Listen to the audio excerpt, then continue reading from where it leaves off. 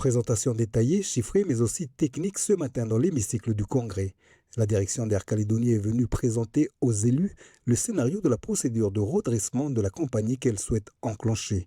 Les collectivités étant elles aussi actionnaires de la compagnie, les responsables espèrent un soutien de leur part. La semaine dernière, justement, le conseil d'administration a constaté la cessation de paiement. Donc c'est une situation où on était dans la capacité, dans les prochains jours, à honorer les factures, plutôt à la fin du mois d'avril. Ça, c'est une décision de gestion auprès du conseil d'administration.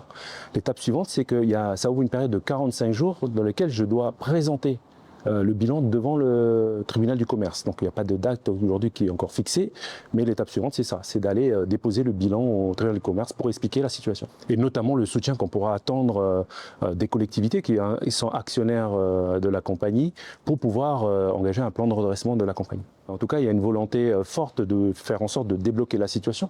Tout simplement, c'est que si elle ne se débloquait pas, ça va être très compliqué de convaincre le tribunal d'une continuité d'activité si on n'a plus d'activité.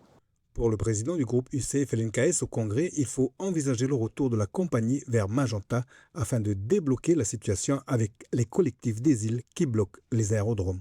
On a fait certes la proposition de motiver le gouvernement à poursuivre la discussion, la négociation même, et pourquoi pas mettre dans cette négociation la suspension du transfert vers Total.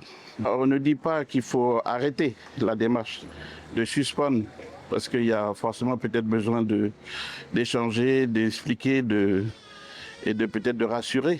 Surtout donner les nouveaux éléments d'impact financier, social, etc., liés avec les éléments qui évoluent assez vite chaque jour. Pour rappel, si les vols de la compagnie ont pu reprendre à l'île des Pins, les aérodromes des îles Loyauté sont toujours bloqués depuis un mois maintenant.